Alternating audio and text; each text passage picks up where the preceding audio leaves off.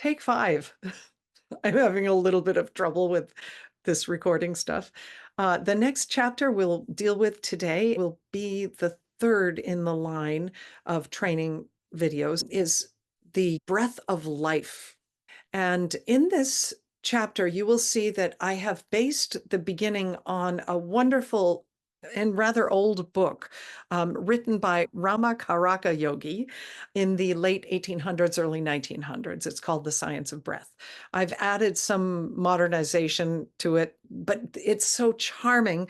He is absolutely so appalled with how people breathe wrong, that they often breathe in their mouth, for example, which makes me think, right? And so it's always good when we're cueing pranayama to keep reminding people to breathe in their nose. I notice that when I talk a lot, I can't, because it's a little bit limited in my nasal cavity. I don't know why, but I think it would take a long time for me to pull the breath in my nose. So I'm not going to be doing that during my talking, but it is good to think about when we're not talking. If we ask people to take a big, huge breath, then you will probably see most people, not singers, not trumpet players, not flute and oboe players, because they know how to breathe right. The biggest breath will look something like this. And you'll see some tension here, and you'll see the shoulders go up. Now, I'm going to keep the breath completely in and drop my shoulders, and you're going to see. So breathe in, drop shoulders. I can still keep my breath in. It has nothing to do with the shoulders. But when we do breathe in a big breath to the belly and the back, not much happens. Have a look. Big breath in. In the very end, you saw a little bit go up here. And that is the way we want to learn to breathe. And it's not always easy. A good way to learn it is Kapalabhati breath. And we will talk about that a little bit later. Let's kind of go over the breath of life, and I'll add a few things that were not in the, and go deeper than the manual anyway. One thing we will notice is homeostasis. That is the balance in the body or life or whatever. And I have to show you something funny. When I Googled homeostasis to kind of talk about this is what I came up with. I wanted to say homeostasis of and breath, but look what it came up with. Blood glucose, the body, blood pressure, a cell, body temperature, bone tissue, a dog, a lion, a shark. Homeostasis is an amazing thing. What we will notice, let me stop this share, is that the science of breath is miraculous. I mean, when you think of what's happening in the body when we breathe, you're going to see a perfect balance of the onloading and offloading that is almost like sucking in one will blow the other, or pouring in one will draw in the other. It's such a miraculous thing. We give it so little attention or credence or anything like that. This miraculous thing of homeostasis we see in these pictures, you'll see in your manual. These round things, they're microscopic, are alveoli. You see here, alveoli, I think is what we'd say if we pronounced it Latin. And the CO2 blood, the CO2 rich blood, which is the used blood, and you'll love how Ramakar, whatever his name is, talks about it, comes in, touches the alveoli, and we don't drown, right? The blood is touching the lung tissue, and yet the process is happening of oxidation and nobody's drowning. It's amazing. I mean, I don't know if you think it's so amazing, but I do. So in goes the CO2 into the alveoli, and out goes the O2 into the bloodstream. So the blood is just passing by, not worrying about anything. And that miraculous process of homeostasis takes place in the out of the bloodstream CO2 into the bloodstream O2. The blood starts, you'll see all of that about the blood and the exchange of oxygen and things. That is medical, materia medica. It's just, the science, a Western science. Now, if we get into the science of yoga, then we will begin to create the work of prana. We turn a beautiful breathing exercise, a helpful breathing exercise, into something that can help in many, many more ways in life.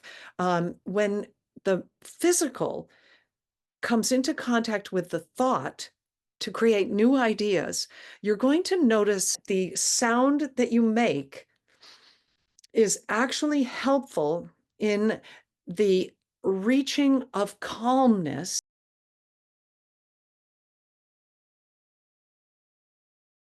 because that is ujjayi, and in the science of yoga, it will connect you more closely to the real flowing of energy, which is not just breath.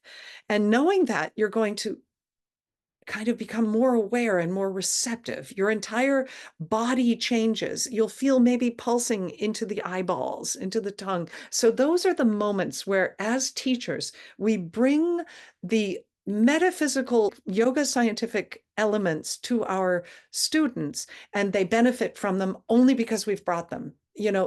Whereas the Kapalabhati, this is that forced breath out.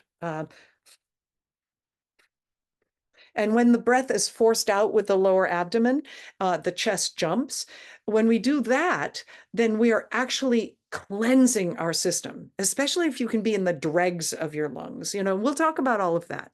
But the moment you bring the metaphysical yoga scientific elements to your students, the good breathing exercise becomes a pranayama exercise. If you're just teaching a breathing exercise at the beginning of your class with a good technique, it's not pranayama. And, you can call it pranayama. It becomes pranayama when you point out the extenuating benefits of the thing. There's a little bit I wrote about the gas exchange is a microcosm of the life flow. And I just really believe that. Come up with your own connections here. Yoga balances are like nature and all of that. Now, then we come to prana. Prana is the flowing of energy. It is our life force. So the time that prana stops, life stops. Do you mean breathing? Maybe. Let's look at the Hebrew word ruach. The Hebrew ruach ends in the sound, which is the sound of ujjayi. So breathe in ujjayi, it'll be like, breathe out ujjayi, it is.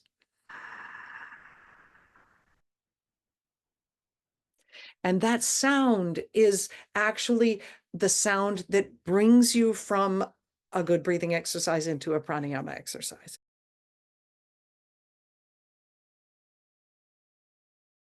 So it's kind of late and I'm editing the video, and I made a big blooper right there. So I'm just making another video to put it in. It's of course not the sound of ujjayi that makes it a pranayama breathing exercise. It's the metaphysical connection being understood. Even a small amount, which brings the exercise from a purely physical plane into a maybe intellectual, metaphysical, spiritual plane, makes it a pranayama breathing exercise. The sound helps. It drops your cortisol levels. It helps you become more aware of what's happening in your body, less aware of what's going on outside, etc. So pranayama comes out of a breathing exercise when the metaphysical link is added. The Hebrew word ruach was the word referred to in the New Testament. If it were written in Hebrew, it would be Jesus breathed his last on the cross. He released his breath, his ruach. They could have used other words, but ruach is breath. In the Genesis 1, the beginning of the Hebrew Bible, or even anybody's Bible, the creation story, the breath, the spirit of God was over the waters. The ruach was over the waters. This is your pranayama. Read all about that. Don't skip because you think I'm covering everything. I'm not covering everything.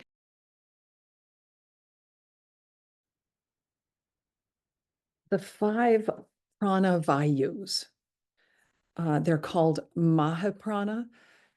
Maha actually means joyful. I didn't know that. And Vayu is a wind. So we sense the movement of energy. We sense wind. Makes sense that the breath would be the vehicle that most closely explains this. But what Mahaprana is, or prana vayus are vital energy. Vital energy is always something a little bit more toward the metaphysical. Life force is another explanation. And prana is the connecting link between the body and the mind. I don't mean a breathing exercise.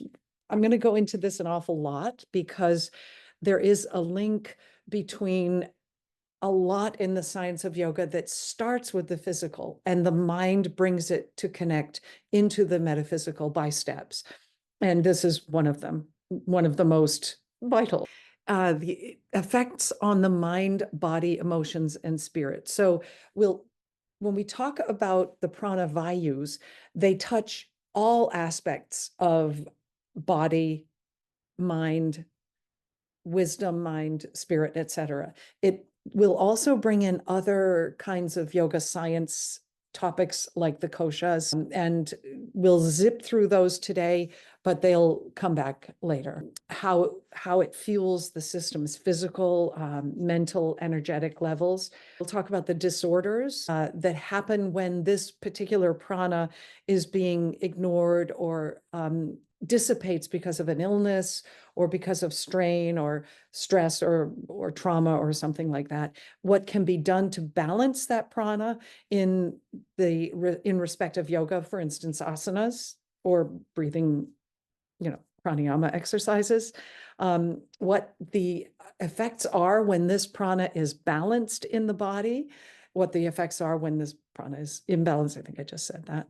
Yoga poses that will restore the balance and feed the prana vayus. So let's keep in mind that these prana winds, they each have a direction. They have a place that we kind of focus them on in the body, rather like the chakras.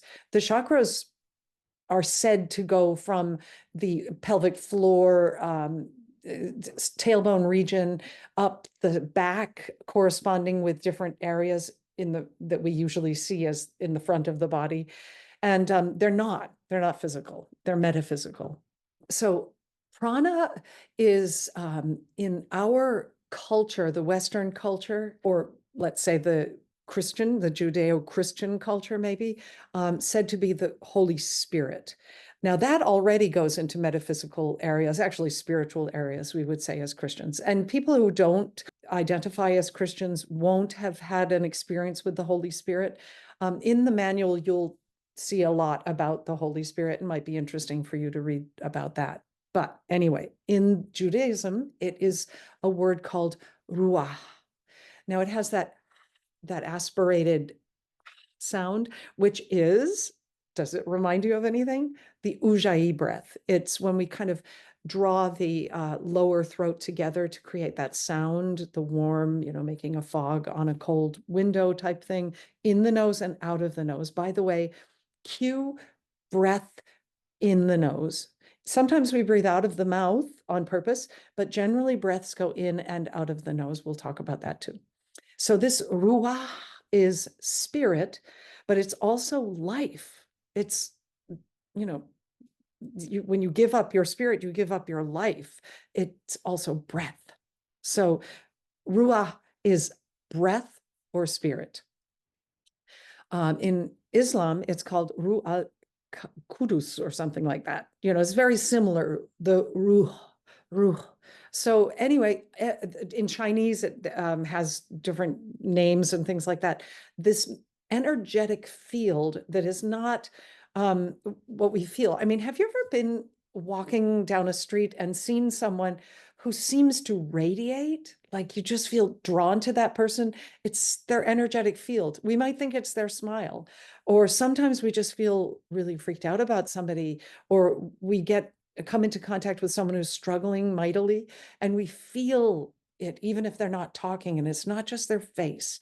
So this is prana, this the life force, the force field, right? Anyway, prana is always at work in our bodies or we die. So of course, if we breathe our last, then we're going to die. But in a metaphysical sense, if prana stops, we die. Prana is the life force. Our culture is not at all familiar with the science of yoga, in which the mental and the soul and the spiritual, the metaphysical is connected to the physical. Yes, certainly you can go to a psychologist and they can say, yes, you've been under a lot of strain, so you have pain here and there and there. Here's a medicine, right? So they will deal with the physical parts of the body and the chemicals we've discovered that can bring that into its balance. However, they won't generally, I mean, a really good therapist will, and some of them are super, but in the science of yoga, for the last 5,000, maybe more years, they have recognized the human as different component parts. I talked about koshas, we'll talk about that, and prana vayus, which are all related. And these component parts being physical, mental being the monkey mind, the chatter, what we observe, what we feel, what we see, the impulses, the wisdom mind that starts making sense out of all of that, the spiritual after that, we'll get into that. And each of these stages has a specific wind or vayu that is associated with it. In the science of yoga, we have methods to foster good habits of nourishment of these prana vayus. They're not just asanas, they're mental also. Very often pranayama, like quite often pranayama, but also asanas. I think I mentioned that. A thought that disturbs you, a pain in your limb, or a challenging yoga pose can really be transformed and revitalized and even healed, revolutionized when the mind becomes involved in feeding the prana by channeling thought in the correct prana vayu's direction. So each prana vayu has a direction or a movement, and our thinking about it will affect different areas of our life, our mentality, and our physique. So revolutionary stuff.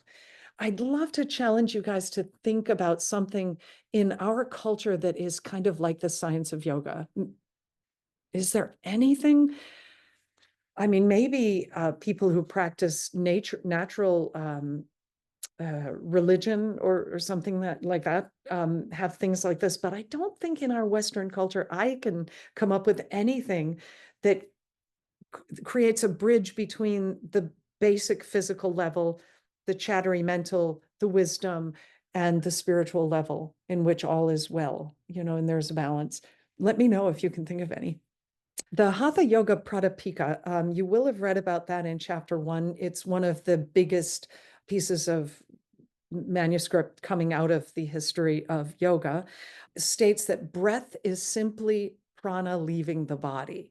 So even an in-breath and an out-breath is prana leaving the body. When it is not hooked up, connected mentally with its possibilities and its directions and all of that, it has no real effect on us except a good breathing exercise, which is always good, right? But if we can connect it and learn to cue it, we will help our people so much. And this is the difference between the 200 and the 500. We indeed go deeply into the science of yoga to find these connecting points and use them, right? The breath is a vehicle. The breath is the vehicle through which our thought, our mind, our meditation brings this enormous healing thing. Working on the breath and connecting the mind, the inspiration, and also the intuition to this, all work toward creating the prana and strengthening the prana. And if you can go all the way with this, it takes an awful lot of devotion. It takes an awful lot of commitment, kind of like a marriage, right? Or giving up, becoming a priest in the desert, becoming a guru. When we get that far, amazing things have happened. So yogis that absolutely key into their prana and can control the prana can go weeks without food or water. and don't die. And the brain waves are drawn down so low, you would think they're dead. They cool right off. But there's one part of the brain in this deep meditation that is kind of like one of us being chased by a lion. It's lit up for week after week after week, but they don't access the physical needs for water and food. And this is prana.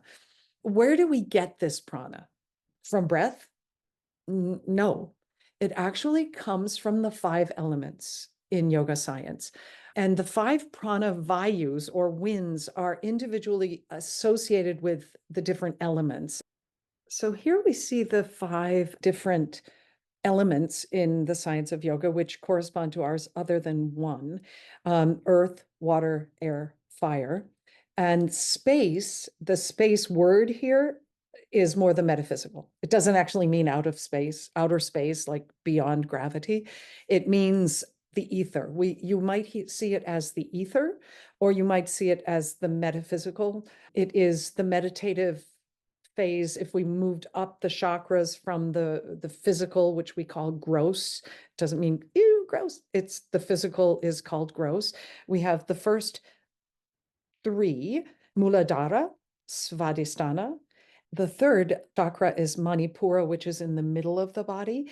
When we get to the heart chakra, Anahata, it is actually split in 2 as far as its element is concerned. It is part gross, so kind of physical, something we can grasp in Western culture, and part metaphysical, which is more the spiritual. And then we go to the Vishuddha, which is spiritual, and we'll get into that, and the Ajna, and then of course the Sahasrara. Anyway, these elements and also the Prana Vayus connect and correspond with 5 of the chakras, as well as 5 of the koshas that I've spoken of. Prana is absolutely everywhere. What are they? Conduits, but not on the physical, gross body level, but on the subtle. That's the other word you'll bump into in the science of yoga a lot. Subtle, metaphysical, ether. These are subtle bodies, conduits, the conduits of this subtle wind of the prana, vayus, are called nadis. You might remember the breathing exercise, Nadi Shodhana. It blocks one nostril and the other. It's kind of it's sort of a fad at the moment in yoga studios. Each nostril corresponds with one of the nadis, which they're like yin and yang. One is cool, the other is hot. One is action, the other is rest. And they're both vital. One is not more important. And they start at the lowest chakra and they weave around what we call the sushumna, which is the connecting metaphysical element associated with the chakras and with the science of yoga. Anyway, the Prana Vayus are conducted through what we call nadis. And there are nadi centers in the body, about 72,000 of them. And the prana moves along these. And you will see in some drawings, I don't think I have a drawing here, they begin at the bottom, and Ida curves around and goes to the left nostril, and Pingala curves around and goes to the right nostril. It is kind of like yin and yang. So there are about 72,000 of these nadis. And even though you don't see the sort of snaking of the nadis, the Ida going to the left nostril and the Pingala going to the right. The Ida is the feminine, the yin, the cool, the calm. The yang is the Pingala going to the right nostril and is the action and the heat. So you can kind of see here the chakras drawn in, and they have named some of the important nadis, but we won't get into that too much today. But anyway, let us continue on about the Prana Vayus. There is an ancient manuscript written that we haven't mentioned. It's called something like Taittiriya Upanishad. it's an ancient tantric yoga text, describes the subtle body, Sushumna, we call it Sushumna, and the 5 koshas or sheaths that make up the subtle human body. And there are more subtle human bodies than the koshas we have here, but these are the main ones. And we're not going to go into it too much, but what we call the grossest physical body, meaning the most material body, is called the Annamaya kosha. Now, a lot of people see this as the outermost kosha, and Annamaya actually means food. So basically, you feed this kosha with the food you eat. This is one reason why it's super important to consume super healthy things when you're an advanced yogi, and to do good things for that physical, that outermost kosha. And you know what? I haven't explained a really cool image that helped me a lot. Do you know those Russian dolls? Imagine the Russian dolls in there all packed together, and a hole right at the third eye. And when we take off the different layers and we get down to the last one, if we put those all back together, that one hole, it wouldn't really work because they shrink, but it's sort of the way I think. If they line up, then Annamaya kosha, the outermost ring, is the physical body. Then you have your Pranamaya kosha, and that reminds us of the prana, the energetic body. And that's everything we're talking about today. Just so that you know, and it will come up later, the Manamaya kosha is that monkey mind I talked about. It's the chatter, the observation. So if we didn't put any wisdom to things, we would just have all the time. And when you're trying to sleep and stuff is going on, we've got a lot of that Manamaya kosha involved. And then you have the Vijnanamaya kosha. It's Vijnanamaya kosha. And that's the consciousness, the intellectual wisdom body that starts to kind of analyze the monkey mind and make decisions and calm things down and put things in order and line them up. And that has a lot to do with meditation and the different steps of meditation until we reach the Anandamaya kosha. Remember Ananda being happy baby, that pose. This is also the bliss body, the subtlest. So remember the word subtle and gross. Subtle being more meditative. So those are the koshas, and we'll get into them later, but let me share this. This is a drawing of those various koshas. You see the innermost one is not a kosha. That's your soul. That's the pure potentiality, the pure consciousness. When we have no ego, we have no fear, we have no stress, we have no outer impulses, but we are one with our image of total peace or love, God. And by the way, I don't know if you know that Hinduism actually is monotheistic. When you go to the higher levels of Hinduism, you come to a place where God is. Those many gods are to help humanity understand the powers of divinity, but we'll get into that later. So here you see in red the Annamaya kosha, the physical body. Annamaya meaning food. Then you get to the purple one, which is pranamaya. That's the breath. And knowing these pranas and, lighting them up or initiating them, or what's the word I'm looking for? Activating those various pranas, prana vayus, will bring us that kind of clarity and lead us into the next level where we can deal with manamaya, which is the chatter, the monkey mind, which leads us to the next one, which is the wisdom mind, coming and making sense of everything, which leads us to the Annamaya kosha, which is the bliss body. I think that we would say in, yoga science, very close to kind of our end result, the one that we would like to achieve and can achieve with work.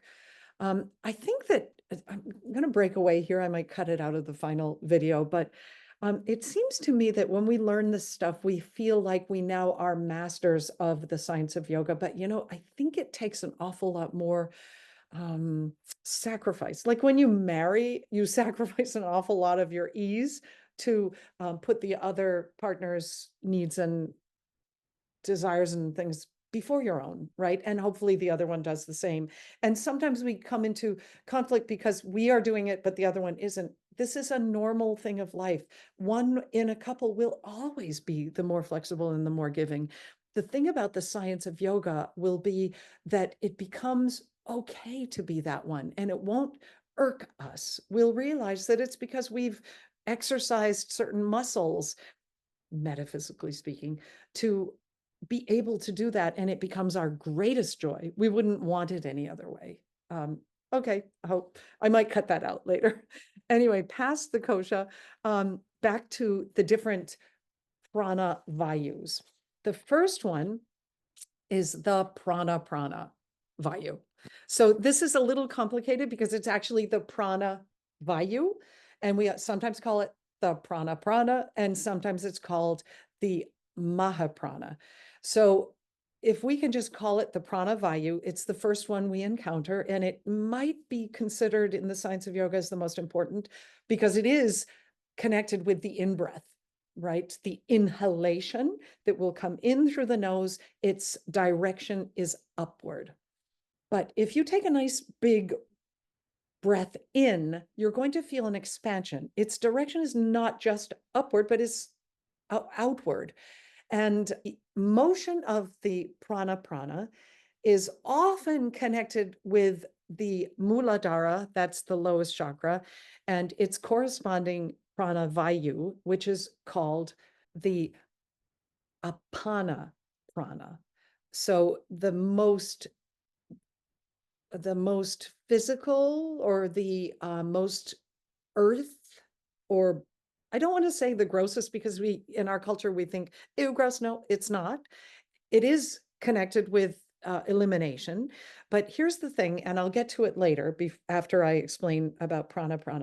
When the prana, the first prana vayu, comes in and expands and reaches down through the second, which is samana, I'll get to that kind of churns and reaches to the apana prana, then you have a closed circuit in which the in-breath feeding the entire body, soul, and mind, processing clarity of mind, takes experiences that we might have had, learning experiences or even traumatic experiences. And the thing about the science of yoga, it gives us a method by which we keep the lesson. That would be the in-breath, the prana vayu, and we get rid of what doesn't serve us, the dross, the pain, the fear, the rest. It's possible. So we don't just, like, I tend to kind of run away from things that are uncomfortable, and I'm perfectly good, and my ADD serves me well here to not face it, but it's there. So my work now is imagining that in-breath and the prana vayu expanding, connecting with the lowest, lowest when we sit meditatively, the lowest it is associated with the pelvic floor and the, tailbone and things like that. It is associated in the physical realm with elimination, urine, feces, you know, all blood, actually, things like that, the elimination of impurities and things like that. When we connect that, we can drop off also the stuff we don't want in that lesson that came, and we can keep the lesson. I've tried this out, and I encourage you to try it out. Do you have things in your life where you go, my God, I can't believe I did that? You're really embarrassed. It's not a big deal, right? But it's often associated with when your ego took a hit. You failed something, you made an ass of yourself or whatever. And I tried it out. When these come up, I sometimes find myself going, like, why did I do that? And stamping my foot and stuff. And when it came, I did the prana, and I let the rest go and say, I learned. It's I'm happy that I got rid of that part of the ego. It works. If we can we have to take time. It's not enough to kind of just hear it, but we have to read it and process it and find our own words for it. When you teach this stuff, it becomes the clearest. So I really encourage you all to do a teacher training. Get your 500 hour now and put in the hours and create a teacher training. It really, really helps. I will not explain it as well as you will explain it when you prepare that teacher training. Anyway, back to the prana. It comes from the five senses. So that picture that I showed you before of the five elements and things, those are also the senses.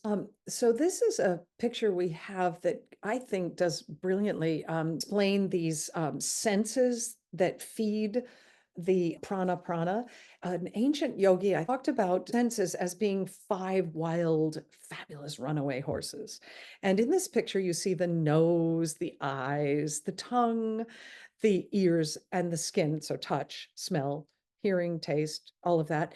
And the soul is driving, and the bridle that is right here connecting each horse is your prana vayu, the different prana vayus. So this is a picture to kind of help us to understand the whole process. Now, the five senses create this prana or prana vayu. The location seen as the chest, the neck to the diaphragm, covers the respiratory and cardiovascular physiological part of us. Rising to the metaphysical, it is our energy level. Physically, again, maintains heart, lung, breathing, swallowing, blood circulation. Metaphysically, or maybe psychologically, emotional, absorbing of information, and the control of the mind. That's what I talked about with the separation of good and bad. And that's why connecting to the Apana Vayu in mind is helpful in overcoming trauma and things like that. The function of this Prana Vayu is to obtain and retain energy. We obtain from external sources and to bring it into the system and retain it there. When this prana vayu is disturbed, we get sick, we get the flu or whatever, it sort of dissipates and leaves the body. And our work can really bring health to us in seeing it all come back. The flow is considered upward, but you might also consider it as expanding, even downward toward the apana, but you won't find that in the science of yoga. I feel that. The upward motion I feel, the expanding motion I feel, but I also find that it's connecting to the apana, which is reaching up, going through the middle one for processing is also a direction you can think of in your meditation. A clear vayu will mean you've got strong lungs, a strong heart, you're emotionally strong, you're clear, ability to deal with stress, ability to multitask, ability to sift the lessons and the experiences, etc. The ailments or blocked pranavayu are like colds and asthma, lung problems, consumption, heart problems, absent-mindedness, confusion, things like that.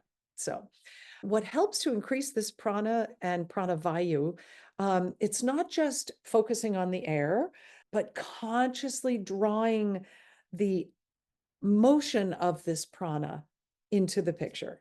It's the metaphysical co-worker of breath. In ancient times, there's a manuscript called the Tirumuri Tirumantiram, verse 564. And I'm going to send my kind of notes on this all to you, so you'll be able to go to this PDF version of it. It's kind of wicked interesting. It's rather like a poem. What it says is that the work of prana is to master the steed of breath. Isn't that amazing? And steed being a horse, right? All right. Until we can do this, we'll be swayed by the monkey mind, and the horse is going to run away. And that bridle is the prana, and the soul is the driver. It's the ego with the big E, has nothing to do with our importance or egocentricity. It is actually we are what we are. And the asanas to improve the prana vayu are any kind of chest openers. Virabhadrasana 2, warrior 2, chakrasana, back bend, and all back bending poses. Anything that opens the chest and your cues that can bring that in will be helpful. For instance, you can say the vital energy associated in the science of yoga with this pose will bring clarity to the mind. And that already becomes a self-fulfilling prophecy to your people. If you overdo forward folding, you're going to block the prana vayu. Overdoing forward folding means you haven't balanced it out with back bends and chest openers. This is why we don't fix back ailments with forward holds ever. We generally fix back ailments with all kinds of movements, but not just forward folds. That tends to feel good, but it tends to sort of create more problems than it fixes. So this is one reason why we balance out our yoga practice back bends with forward folds somewhere close to one another. Doesn't have to be right close to one another, but within the class and fairly close to one another.